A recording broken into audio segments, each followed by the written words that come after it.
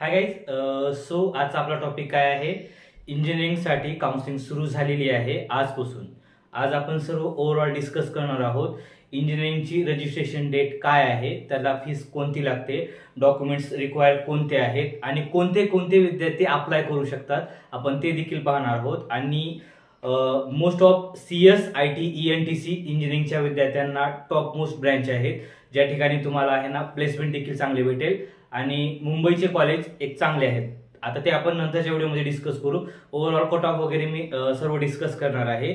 आणि त्यानंतर आपण शेवटी काय पाहणार आहोत, वेटरनरीसाठी काय अपडेट आलेले आहेत ते ओव्हरऑल आपण डिस्कस करणार आहोत. म्हणजेच आजचा आपला टॉपिक आपण डिस्कस करू. ओके, सो गाईज, आजचा आपला टॉपिक काय आहे? इंजिनिअरिंग 2024 ची काउन्सिलिंग स्टार्ट झालेली आहे आजपासून इंजिनिअरिंगची काउन्सिलिंग सुरू झालेली आहे. फार्मसीची देखील लवकर सुरू होईल. 1 ते 2 दिवसात फार्मसीची काउन्सिलिंग सुरू होईल, पण आजपासून इंजिनिअरिंगची काउन्सिलिंग सुरुवात झालेली आहे. ओके, त्यानंतर कोणते कोणते विद्यार्थी अप्लाय करू शकतात हे देखील मी तुम्हाला सांगेल. आणि त्यानंतर वेटरनरीसाठी अपडेट काय आहेत, वेटरनरीचे अपडेट आलेले आहेत. मोस्ट ऑफ प्रत्येक वेळेस वेटरनरीचा व्हिडिओ बनवणे पॉसिबल नसतं, त्यामुळे यामध्येच मी तुम्हाला शॉर्ट मध्ये थोडंसं शेवटी सांगेल वेटरनरीचे अपडेट काय आहेत. ओके, तर आता पहिल्यांदा काय पाहिजे आपल्याला, अप्लाय कोणते कोणते विद्यार्थी करू शकतात, कोणते कोणते विद्यार्थी या फॉर्मसाठी अप्लाय करू शकतात इंजिनिअरिंगसाठी. ओके, फर्स्ट PCM चे विद्यार्थी, ते तर CT त्याच्यावरतीच मेन आहे. त्यानंतर JEE चे विद्यार्थी आहेत. त्यानंतर PCP चे देखील विद्यार्थी यावेळेस अप्लाय करू शकतात. फिजिक्स, केमिस्ट्रीचे, बायोचे जे विद्यार्थी आहेत ते देखील अप्लाय करू शकतात त्यांच्या स्कोरवरती. PCB चे विद्यार्थी देखील फार्मसी देखील अप्लाय करू शकतात आणि इंजिनिअरिंगचा हा फॉर्म देखील PCB चे विद्यार्थी अप्लाय करू शकतात. आताच क्लिअर करतो. ओके, त्यानंतर नीटचे विद्यार्थी देखील अप्लाय करू शकतात. म्हणजे तुम्ही यापैकी काही दिलं नसेल तर नीट वरती देखील तुम्ही फॉर्म भरू शकतात, पण त्याचा कट ऑफ हाय राहील. ओके, आणि त्यानंतर 12वी वरती HSC 12वी वरती देखील तुम्ही अप्लाय करू शकतात. ठीक आहे, आता त्यानंतर पहिल्यांदा काय आहे, रजिस्ट्रेशन डेट पाहू आपण. रजिस्ट्रेशन डेट 14/7/2024, म्हणजेच आजपासून रजिस्ट्रेशन सुरू झालेले आहेत. आणि 24/7/2024 ही लास्ट डेट असेल.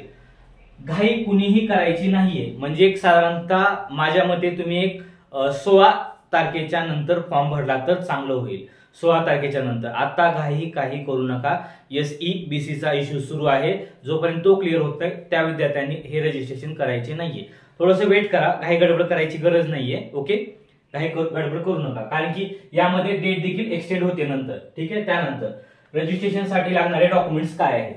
पहिल्यांदा तुमचा पासपोर्ट साईज फोटो आहे, त्यानंतर सिग्नेचर आहे, त्यानंतर बाकीचे तुमचे जे एज्युकेशनचे डॉक्युमेंट्स आहेत, लाईक 10वीची सनद, 10वीचा मार्क मेमो, 12वीचा मार्क मेमो, TC तुमचं, पुन्हा त्यानंतर CETचं स्कोर कार्ड, त्यानंतर नॅशनॅलिटी कम डोमासाईल सर्टिफिकेट, हे ओव्हरऑल डॉक्युमेंट्स लागतात. दुसरे कोणतेही डॉक्युमेंट्स तुम्हाला लागत नाहीयेत. आताच क्लिअर करतो. ठीक आहे, आलं लक्षात? डॉक्युमेंट्स देखील समजले तुम्हाला.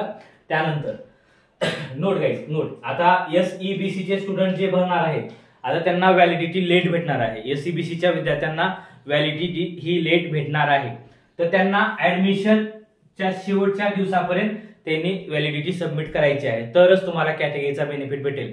अदरवाईज तुम्ही ओपन मधून जाणार. म्हणजे तुम्ही आता पावतीवरती देखील रजिस्ट्रेशन करू शकतात, काउन्सिलिंग करू शकतात. पण काउन्सिलिंग एक साधारणतः 1.5 महिन्यात असते बरं का. आता सांगतो, इंजिनिअरिंगची काउन्सिलिंग फक्त आणि फक्त 1.5 महिन्यात असते. पुढच्या महिन्याच्या एंडिंग पर्यंत सर्व विद्यार्थी कॉलेजला लागून जातात. त्यामुळे तुमच्याकडे एक साधारणतः 1.5 महिना आहे. 1.5 महिन्यात तुम्हाला व्हॅलिडिटी भेटत असेल तर SEBC मधून जाणार तुम्ही, नाहीतर ओपन मधून तुम्हाला कन्सिडर केलं जाईल. ओके, त्यानंतर registration fees. Main registration fees काय आहे, सर्व विद्यार्थ्यांना क्वेश्चन पडलेला असतो. PCM आणि PCB च्या विद्यार्थ्यांनी CET दिलेली आहे, तर अशा विद्यार्थ्यांना कुठल्याही प्रकारची फीस नाहीये. फ्री फीस आहे, तुम्हाला फीस नाहीये अशा विद्यार्थ्यांना. आता साइड एरर किंवा टेक्निकल इश्यू मध्ये फीस दाखवतो तुम्हाला, पण फीस नाहीये. आताच क्लिअर होतो. ओके, त्यानंतर JEE च्या विद्यार्थ्यांनी दिलेले आहे, त्या विद्यार्थ्यांना ऑल कॅटेगरीसाठी 800 रुपये. आणि बाकीचे फक्त JEE बरं का, CET किंवा PCB किंवा कोणतीही CET दिली नाही, फक्त JEE त्यांनी दिलेली आहे. अशा विद्यार्थ्यांना ऑल कॅटेगरी 800 रुपये आणि ओपन साठी 1000 रुपये असेल. ओके, आलं लक्षात? त्यानंतरचा टॉपिक काय आहे, ई स्क्रुटनी, FC व्हेरिफिकेशन. आता ज्यावेळेस तुम्ही फॉर्म सबमिट करता, डॉक्युमेंट्स अपलोड करतात, तुम्हाला आहे ना ई स्क्रुटनी आणि FC व्हेरिफिकेशन दोन्ही एकच आहे, तुम्हाला ते करावं लागतं. मोस्ट ऑफ आहे ना फिजिकली करा. तुम्ही तुमच्या जवळच्या सेंटरवरती ओरिजिनल डॉक्युमेंट्स घेऊन त्या ठिकाणी जाऊन तुम्ही व्हेरिफिकेशन करा. ऑनलाईनच्या नादात लागू नका. तुम्ही फिजिकली केलात तर तुमचं फास्ट होईल, तुम्हाला काही प्रॉब्लेम येणार नाही कुठल्याही प्रकारची. फक्त माझं म्हणणं कसं आहे, फिजिकली तुम्ही 100% व्हेरिफिकेशन करा, ई स्क्रुटनी करा, ऑनलाईनच्या नादी लागू नका. ऑनलाईनचे जे अधिकारी असतात ते चेक करत नसतात किंवा कॉलवरती तुम्हाला परेशान करतील. त्यामुळे कोणते डॉक्युमेंट्स लागतील, काय लागेल, कसे लागेल आणि कोणते टॉप कॉलेजेस आहेत, तुम्ही मला व्हॉट्सअपवरती हाय करा. तुम्हाला कॉलेज आणि डॉक्युमेंटची यादी मी तुम्हाला सेंड करेल. ओके.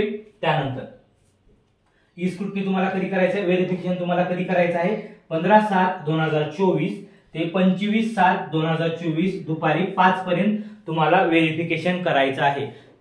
व्हेरिफिकेशन झालं, तुमचा फॉर्म कन्फर्म झाला, तुम्हाला कुठल्याही प्रकारची प्रॉब्लेम येणार नाही कॅप राऊंडसाठी. ओके. त्यानंतर मेरिट लिस्ट. आता तुम्ही हे जी सर्व भरणार ना, यानंतर तुमची मेरिट लिस्ट लागेल. ती लागेल केव्हा, 27/7/2024 रोजी तुमची सर्व विद्यार्थ्यांची मेरिट लिस्ट लागेल आणि त्यानंतर आपले कॅप राऊंड सुरू होतात.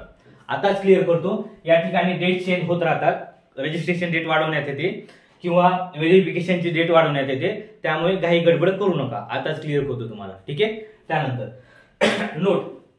आता नोट आहे करायचा, सीईटीचा ज्या विद्यार्थ्यांनी सीईटीचा फॉर्म ईडब्ल्यूएस मधून भरलेला आहे, ज्या विद्यार्थ्यांनी सीईटीचा फॉर्म ईडब्ल्यूएस मधून भरलेला आहे, अशा विद्यार्थ्यांना जर आता ईडब्ल्यूएस सर्टिफिकेट भेटत नसेल किंवा रद्द झाले असेल किंवा SCBC भेटत असेल, तर अशा विद्यार्थ्यांनी तो फॉर्म भरायचा आहे. पण जर तुम्ही ईडब्ल्यूएस मधून भरला असतात आणि तुम्हाला आता ईडब्ल्यूएस भेटत नसेल, तर तुम्हाला आहे ना ₹200 चार्ज पे करावं लागेल. ₹200 चार्ज पे करावं लागेल हा फॉर्म भरल्यानंतर, जे तुम्ही ओपन मधून कन्सिडर होतात. म्हणजेच तुमचा फॉर्म तुम्ही ईडब्ल्यूएस मधून भरला, पण आताच्या डेटमध्ये तुमच्याकडे ईडब्ल्यूएसचं कुठलंही सर्टिफिकेट नाहीये, पण तुम्ही ऑटोमॅटिक ओपन मधून गेला, तर तुम्हाला आहे ना ₹200 पे करावं लागेल फॉर्म झाल्यानंतर. ओके. लक्षात. हे होते आपले सर्व अपडेट. इंजिनिअरिंगचे रजिस्ट्रेशन सुरू झालेले आहेत. कट ऑफ काय असेल, सर्व जे काय असेल तुम्हाला व्हॉट्सअपवरती भेटून जाईल. काय काळजी करायची गरज नाही. आपले काउन्सिलिंगचे इंजिनिअरिंगसाठीचे ऍडमिशन सुरू झालेले आहेत. तर कमी फीस मध्ये तुम्हाला सर्व गायडन्स भेटेल घर बसल्या, तर काय अडचण नाहीये. ठीक आहे. आता त्यानंतरचं काय आहे, BVSC वेटरनीसाठी रिसबमिशनसाठी काही विद्यार्थ्यांना नोटीस आलेली आहे, म्हणजे मेसेज आलेला आहे. अशा विद्यार्थ्यांना रिसबमिशन फॉर्म करायचा आहे. किती, 16/7/2024 पर्यंत परत हा फॉर्म त्यांना सबमिट करायचा आहे. आता इश्यू काय आलेला आहे त्याच्यामध्ये, ज्या विद्यार्थ्यांचं SCBC सर्टिफिकेट आहे अशा विद्यार्थ्यांना सर्टिफिकेट मागितलं होतं, त्या विद्यार्थ्यांनी पावती दिलेली आहे आणि व्हॅलिडिटी मागितली होती, त्या विद्यार्थ्यांनी पावती दिलेली आहे. आता सर्टिफिकेट आला असेल, व्हॅलिडिटीसाठी तुमचा प्रॉब्लेम येत असेल, तर तुम्ही रिसिप्ट अपलोड करा. काही प्रॉब्लेम येणार नाहीये तुम्हाला, काही प्रॉब्लेम येणार नाहीये. लक्षात. ओके. आणि काही विद्यार्थ्यांचे कोणते डॉक्युमेंट्स आहेत, शेतकरी असल्याचा दाखला असेल, PFA असेल, फ्रीडम फायटर असेल, जर ते आतापर्यंत निघालं नसेल तर तुम्ही ते अपलोड करा. 16 तारखेपर्यंत तुम्हाला अपलोड करायचं आहे. ओके. काय अडचण वगैरे असेल मला कॉल करा. मी माझा खाली नंबर दिलेला आहे. इन केस माझा नंबर लागत नसेल किंवा बंद येत असेल किंवा बिझी येत असेल, तर मला व्हॉट्सअपवरती मेसेज करा. काय अडचण वगैरे असेल मला कॉल करा. Bye guys.